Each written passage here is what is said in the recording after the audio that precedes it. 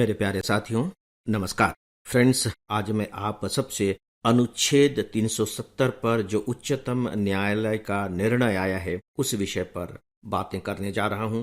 और डेफिनेटली मेरी ये जो बातें होंगी वो सिविल सेवा परीक्षा की तैयारी को लेकर होंगी। आपको इस बात का विशेष रूप से ध्यान रखना है। तो सबसे पहले यह कि क्या यह टॉपिक आपके सिलेबस में है? जी हाँ, यह टॉपिक आपके सिलेबस में है। और जब आप जनरल स्टडीज के फर्स्ट पेपर के सिलेबस को देखेंगे तो उसमें आपको एक टॉपिक पढ़ने को मिलेगा, स्वतंत्रता के पश्चात देश के अंदर एकीकरण और पुनर्गठन।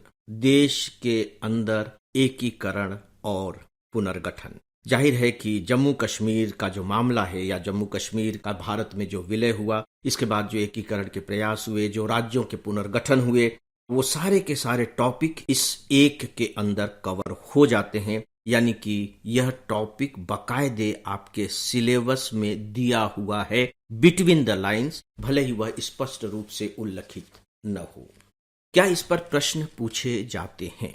अब हम दूसरा इसे देख लेते हैं, क्योंकि हम किस तरीके से सिविल सेवा परीक्षा की तैयारी करेंगे इसके लिए मुझे दो मेन लाइट हाउस दिखाई देते हैं। पहला है सिलेबस, जिसकी चर्चा मैंने अभी की, और दूसरा है प्रीवियस ईयर्स के क्वेश्चन पेपर्स। जब आप प्रीवियस ईयर्स के क्वेश्चन पेपर में जो बिल्कुल लेटेस्ट ईयर है 2023, उसके जनरल स्टडीज के थर्ड पेपर को देखेंगे तो उसमें आपको एक क्वेश्चन दिखाई देगा, क्वेश्चन नंबर 9। देखिए उसमें क्या पूछा गया है। आतंकवाद प्रभावित क्षेत्रों में जन समुदाय का विश्वास बहाल करने में दिल और दिमाग, इन्वर्टेड में है, दिल और दिमाग जीतना एक आवश्यक कदम है।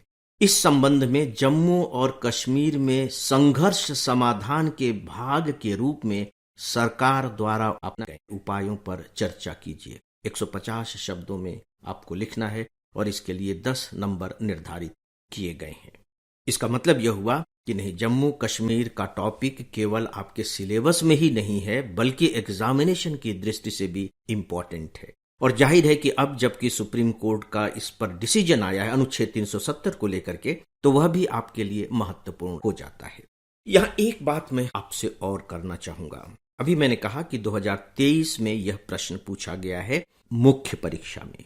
अभी जो सुप्रीम कोर्ट का डिसीजन आया है तो मुझे ऐसा लगता है कि इसके कुछ जो तथ्य होंगे उनके प्री में पूछे जाने की संभावना होगी।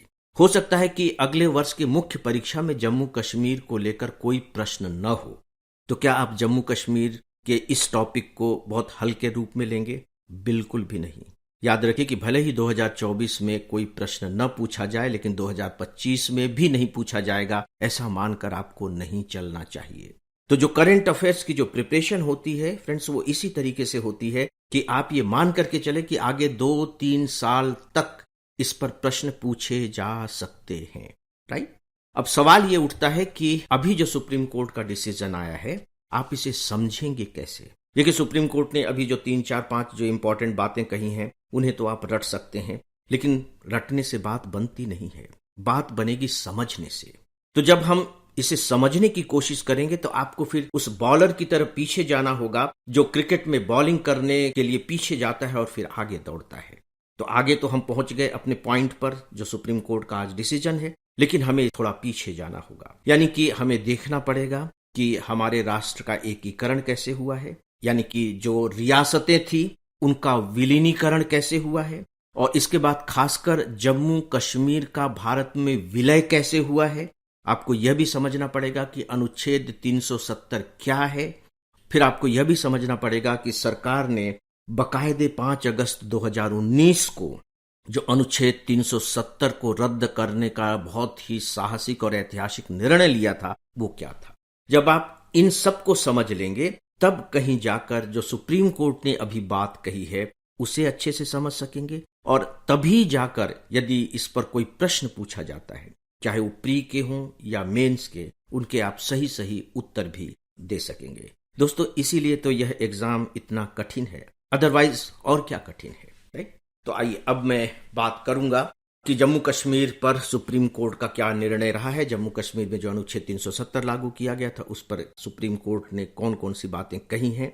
दोस्तों, यहां मैं लेकिन एक सूचना स्पेशली अपने ऑनलाइन स्टूडेंट्स को जरूर देना चाहूंगा और वह यह कि अभी मैंने जिन इम्पोर्टेंट टॉपिक्स के बारे में बात की हैं, जैसे कि राष्ट्र में यानी कि हमारे देश में जो रियासतों का विलीनीकरण हुआ, इसके बाद बाकायदे जम्मू कश्मीर राज्य का भारत में विलय हुआ, इसके बाद अनुच्छेद 370 की व्यवस्था की गई, फिर अनुच्छेद 370 को सरकार ने निरस्त कर दिया। इन सब के बारे में ऑनलाइन लेक्चर्स हैं, बहुत ही मजेदार तरीके से वो लेक्चर्स तैयार किए गए हैं और साथ ही साथ आप लोगों को उन लेक्चर्स के जो इम्पोर्टेंट पॉइंट्स हैं, जो आपको लेक्चर को बहुत अच्छे तरीके से समझने में और बाद में याद रखने में मदद करेंगे, वे भी उपलब्ध कराए गए हैं। तो आइए अब हम सुप्रीम कोर्ट के निर्णयों पर आते हैं। देखिए, सुप्रीम कोर्ट ने 3-4 जो बहुत ही महत्वपूर्ण बातें कही हैं, आप बस उस पर अपना ध्यान केंद्रित करें। एक बात सुप्रीम कोर्ट ने जो बहुत साफ तौर पर कह दी वो ये थी कि जो अनुच्छेद 370 था वह एक अस्थायी प्रावधान था जो युद्ध जैसी स्थिति के लिए था, एक अस्थायी प्रावधान था और उसके तहत बाकायदे सुप्रीम कोर्ट ने यह बताया है कि यही कारण था कि उसे संविधान के भाग 21 के अंतर्गत रखा गया है। हमारे संविधान के भाग 21 के अंतर्गत क्या है ये आपको मालूम होना चाहिए। मैं आपकी सुविधा के लिए ये यहाँ बताना चाहूंगा कि भाग 21 का जो शीर्षक है वह है अस्थायी, संक्रमणकालीन और विशेष उपबंध, temporary, transitional and special provisions, और उसके तहत अनुच्छेद 370 की चर्चा है। तो सीधी सी बात है कि यह अस्थायी है, संक्रमणकालीन है, विशेष उपबंध है, यानी कि कुछ विशेष परिस्थिति। संक्रमणकालीन का मतलब यही होता है कि सामान्य स्थिति से थोड़ी सी स्थिति गड़बड़ हो रही है, मतलब बीच की स्थिति है, तो उससे निपटने के लिए। तो ऐसी स्थिति में जाहिर होता है कि यह अपने आप में एक अस्थायी उपबंध था और यदि अस्थायी व्यवस्था है तो सीधी सी बात है कि उसे समाप्त किया जा सकता है। तो केंद्र सरकार ने अगर ऐसा किया है तो गलत नहीं किया है। दूसरी महत्वपूर्ण बात सुप्रीम कोर्ट ने जो कही है वो ये है कि 1949 में जैसे ही कश्मीर के राजा हरि सिंह ने विलय पत्र पर हस्ताक्षर किए, देखिए उसका नाम ही है विलय पत्र पर हस्ताक्षर किए, तो उसके बाद से जम्मू कश्मीर के पास संप्रभुता का कोई तत्व नहीं रह जाता। एक इंडिपेंडेंट नेशन के रूप में उसके पास कोई सॉवरेंटी नहीं रह जाती। ये बहुत ही महत्वपूर्ण बात सुप्रीम कोर्ट ने कही है। तो जब सॉवरेंटी आपके पास नहीं रह जाती और इनफैक्ट अनुच्छेद 370 के जरिए उसे एक अलग तरह की संप्रभुता प्रदान कर दी गई थी। वहां के जो नागरिक हैं वो अलग तरीके के होंगे। भारत का नागरिक जो है वहां जाकर के रह नहीं सकता है। भारत की संसद जो कानून पारित करती है वो वहां तब तक लागू नहीं होंगे जब तक कि वहां की विधानसभा उसे स्वीकार न करे। इस तरह के अधिकार दिए गए थे वहां के राज्य को। सोच करके देखिए, तो ये सब ऑटोमेटिक तरीके से समाप्त हो गए हैं अनुच्छेद 370 के समाप्त होते ही, और यह अपने आप में गलत नहीं है। इसके बाद फिर सुप्रीम कोर्ट ने एक और बात कही है कि संविधान के अनुच्छेद 370 को निरस्त करने के लिए जो राष्ट्रपति ने आदेश जारी किए हैं और उसके बाद फिर बाकायदे लद्दाख को एक अलग केंद्र शासित प्रदेश बनाने का जो फैसला किया है वो बिल्कुल संविधान सम्मत है। एक और भी बहुत महत्वपूर्ण बात कही कि राष्ट्रपति ने जो अपने शक्ति का उपयोग किया है वो दुर्भावनापूर्ण दिखाई नहीं देता और इसके लिए राज्य की सहमति लेना आवश्यक नहीं है। और उसके साथ ही साथ एक बहुत ही महत्वपूर्ण बात जो सुप्रीम कोर्ट ने दोस्तों कही है वो ये है कि यह कोर्ट भारत के राष्ट्रपति के निर्णय के खिलाफ अपील पर सुनवाई नहीं कर सकता। इसका मतलब क्या है? देखिए, जो अनुच्छेद 370 समाप्त किया गया था वो राष्ट्रपति के आदेश से ही किया गया था। उसको लेकर के ये बात कही जा रही है कि हम उनके खिलाफ निर्णय नहीं ले सकते। और वैसे भी जो हमारे संविधान का अनुच्छेद 370 इन ब्रैकेट 1D, अब इतना याद रखने की आपको जरूरत नहीं है, उसके तहत कई संवैधानिक आदेशों से ऐसा लगता है कि केंद्र और राज्य ने संविधान जम्मू कश्मीर में लागू किया था। साथ ही वहां साफ दिखाई दे रहा है कि एकीकरण की प्रक्रिया जारी थी। ऐसे में हमें नहीं लगता है कि राष्ट्रपति की शक्ति का उपयोग दुर्भावनापूर्ण था। अधिसूचना जारी करने की राष्ट्रपति के पास जो शक्ति है वह वैध है। एक बात और जो कही है वो ये है कि संविधान सभा की सिफारिश राष्ट्रपति के लिए बाध्य नहीं थी। ये किस संविधान सभा की बात की जा रही है? यह जम्मू कश्मीर के संविधान के लिए जो संविधान सभा बनाई गई थी उस संविधान सभा की बात की जा रही है। फिर सुप्रीम कोर्ट ने क्या कहा कि अब वो संविधान सभा ही नहीं है। तो सीधी सी बात है कि जब उसका ही अस्तित्व नहीं है तो फिर सारी बातें खत्म हो गई। वो जिसके लिए विशेष शर्त के साथ अनुच्छेद 370 लाए थे, उसका अस्तित्व भी खुद ही समाप्त हो जाता है।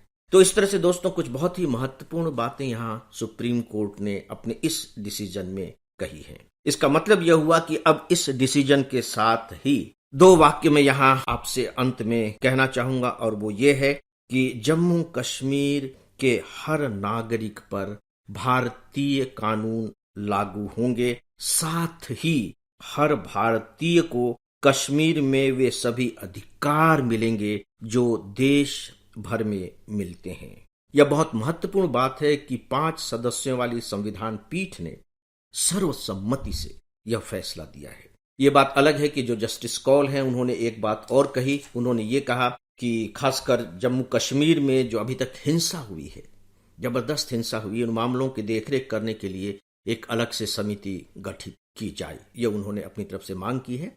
सुप्रीम कोर्ट ने एक और भी महत्वपूर्ण बात कही है, वह यह है कि अगले साल सितंबर तक वहां राज्यों के चुनाव करा लिए जाएं। इसका मतलब यह है कि बाकायदे जम्मू कश्मीर को राज्य का दर्जा बहाल कर दिया जाए। तो दोस्तों फिलहाल इस टॉपिक पर बस इतना ही। आगे हम लोग समय मिला तो इस पर और कुछ बातें करेंगे, जिससे जो प्रश्न खड़े हो रहे हैं उन पर भी बातें की जा सकती हैं, लेकिन वो फिर कभी। और इसी के साथ ही दोस्तों आज के इस डेली ऑडियो लेक्चर को अब यहीं समाप्त करता हूं। नमस्कार।